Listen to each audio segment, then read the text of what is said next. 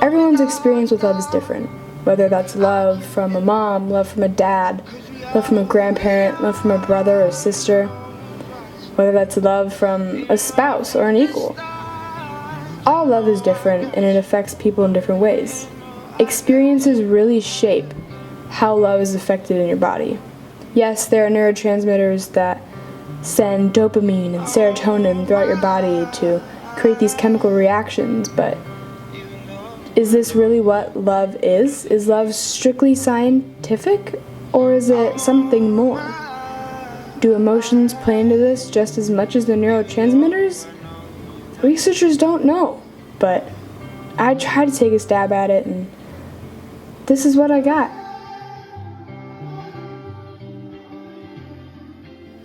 My hometown is the bustling city of Seattle in beautiful Washington State. I go to Mercer Island High School, and I'm doing this documentary because love is the most interesting topic that I've ever heard of in my life. In this documentary, I ask my peers about love, and I asked them pretty deep questions, but I got some pretty good answers. I mean, of course, there's the antsy and the giddy and the awkwardness of the question itself, but overall, they gave me pretty good answers, and I was able to analyze these and break it down and explain to the viewer why these people are feeling why they're feeling. Now, the first question I asked them was, have you ever been in love? And if they answered yes, I asked them, well, what does it feel like to be in love?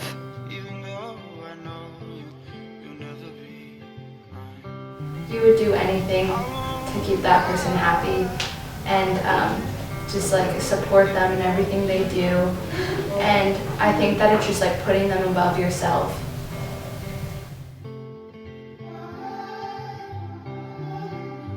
It's like when you look at their face and you can just smile, because if you see they're smiling, it's like it just makes you happy inside that they're happy, and it's like you're like, okay, I really love you and I just want to spend the rest of my life with you. It's just, you can feel it, and it's like warm and fuzzy, and you feel safe and like you're home when you're with them.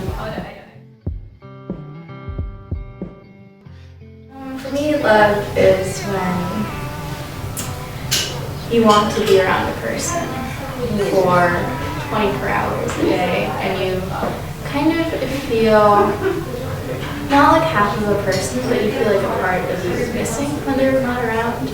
And you know, when you think of them, you want to like smile a little, because you wonder, oh, what are they doing now? And even like the most mundane things about them, like you watch them brushing their teeth, and it's like adorable, and it's like amazing to you how they just like brush their teeth so weirdly. Like, why do they do it with their left hand when they're right-handed?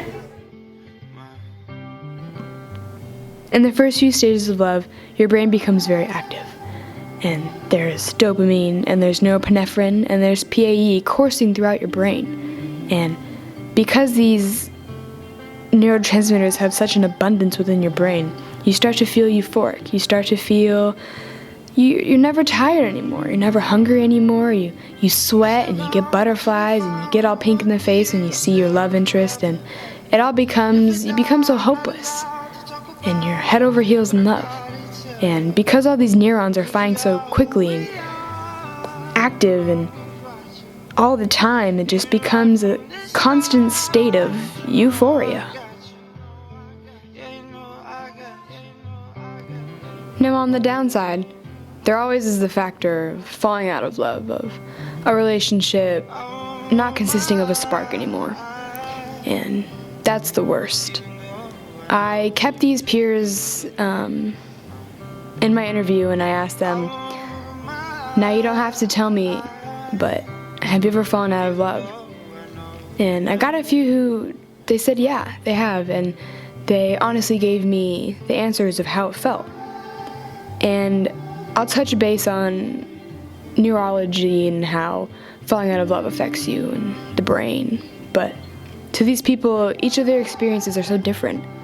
And learning about how really how their life played out affects this, and it's amazing. And I got a few, and here you go. it feels devastating.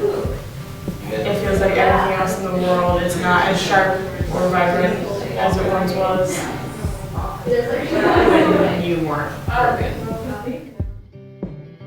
I feel like my heart just hurts when I'm like hurt by the person, and I just don't have like motivation, because I don't know, it's like giving your whole self to somebody and then having them like hurt you is like really sucks. I think falling out of love is either when you or the person you're in love with changes too much and they're not the same person that you fell in love with, and it's like, or they were lying the entire time. It's like you fall in love with this sweet person that's really nice to you and pays attention to you and everything, and falling out of love is when you start to realize that they don't actually care. There are so many reasons why somebody could fall out of love. It could have been out of force, could have been the spark died, it could have been just two different people falling in love at the wrong time. But when it comes to falling out of love, the depletion of the neurotransmitters in your brain definitely mark a point in your life where you start to become depressed, and you could be happy that this relationship is over due to it being a really bad relationship, but normally when you're heartbroken, your neurotransmitters deplete and the firing is slow, and you constantly replay memories in your head, and you feel sad and sluggish and tired and the exact opposite of what you once felt.